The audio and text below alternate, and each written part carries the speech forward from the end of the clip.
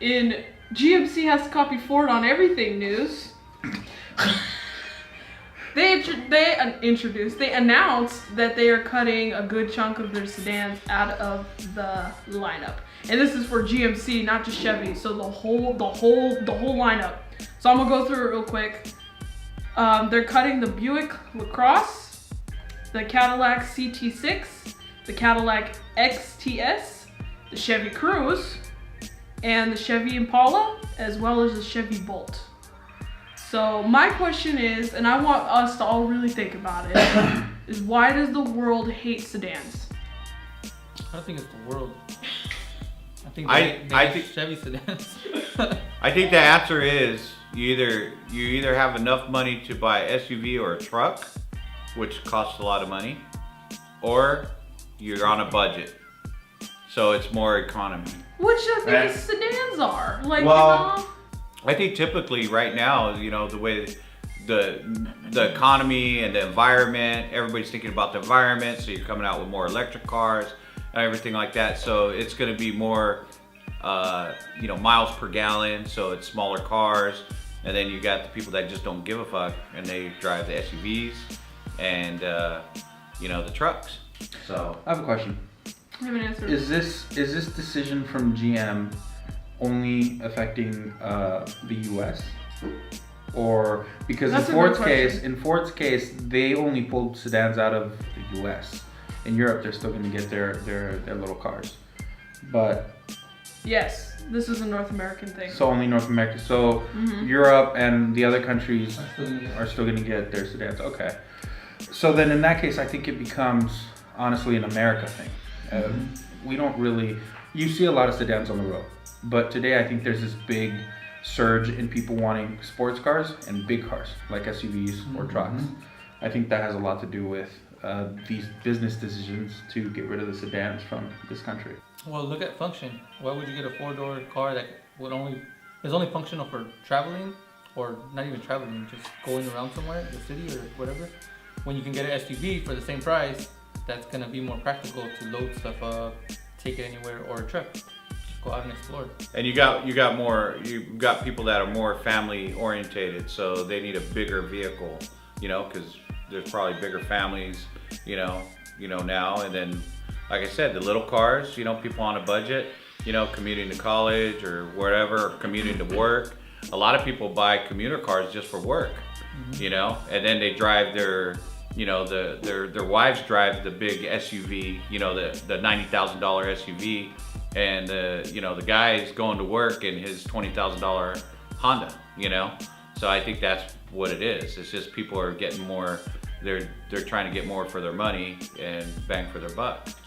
And the sedan is a sedan, so it's not really a commuter, not really a big family car to take the whole family out, So I think that's what's happening. So now, is it a 4-door thing throughout America, or is it just on American cars? Because if that was the case, why isn't Honda getting rid of their 4-doors? That's what I was gonna bring up. I think it actually has to do with American car makers losing the battle against sedan, because like the Toyota Camry is still a top seller. Yep. The Honda Accord is actually a top seller. The Honda Civic is a top seller.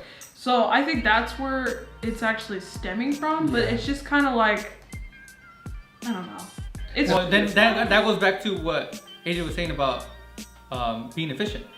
Those cars are efficient, with gas, so people are gonna buy those over buying a V6, 4-door sedan that's not a performance car and it's not a gas saver. What's the point of it? And everybody's buying Teslas, so those sedans, everybody's buying those Teslas. So they're getting more affordable.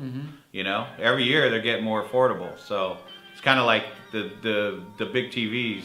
Now everybody's getting 75 inches, 85-inch TVs. And it used to be you had to have a lot of money to have those TVs. Now they're affordable for everybody. Same thing that's going to be happening with the electric vehicles.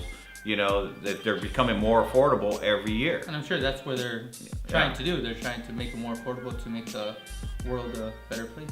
Yeah. Oh, I don't think it's a better place thing. I think there's some shit about to go down with combustion engines, because like think about it. A company doesn't care. A company does not care if they destroy the world. As long as they make money, they don't give a shit, right? That's how I feel. I think there's something happening that combustion engines are gonna have a tighter and tighter, I don't know. I don't know how to explain Well, it. the electric vehicle is coming hard. So the electric vehicle, everybody is doing hybrid, and people are not. They don't even want to really go hybrid. You know, you're either gonna go full electric or not. You know, hybrid's kind of like that. You know, that car that's kind of.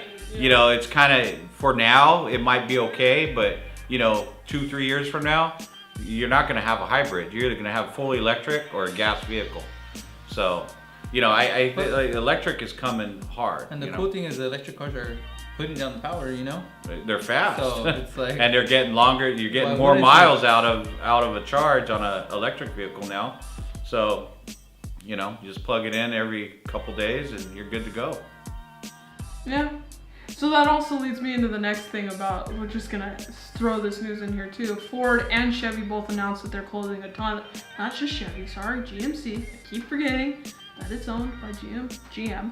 That they announced that they are laying off some, like, combined between the two of them, I think probably 35,000 jobs, like a ton of jobs. Because they're not making as many of those cars. They're being more efficient on what they're making. So they're laying off all those people that were making those sedans. Which sucks. It sucks. It affects, just fun fact, it affects my family pretty harshly because I have a lot of family in Detroit who works for GM. So that news was hard to hear. And so, but thankfully only one family member lost his job. The other one's retired. So, but yeah, it just kind of sucks. You know, like I said before, I think that Chevy is going to be one of the first big three to go. And I really think that there's gonna be an era of Indy cars coming up. Like we talked about in a previous episode, the Rivian?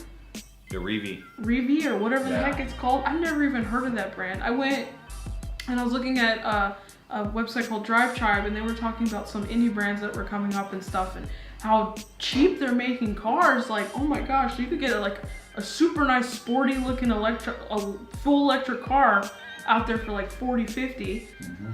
And I'm like, well, Ford's never gonna do that. Chevy's never gonna do that. Well, no, because they don't have to. These new companies, I don't think I would ever buy one of these new indie companies. I don't look at a car the way that I look at a video game. And I hate to make that example, but like even with video games, I don't buy indie titles because they're not proven.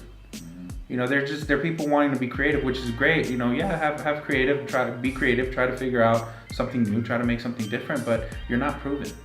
And a lot of these new indie companies coming out, they have to have investors and everything that, you know, they're putting up multi-million dollars worth of collateral to get these brands started. And, you know, the only one I would trust right now is if I was going to go electric, it would definitely be a Tesla. You know, it wouldn't be one of these other brands. You know, you have to wait, you know, at least, you know, maybe 2 to 5 years, see what's happening with them, you know? Yeah, look at, for example, a good example of that is Fisker.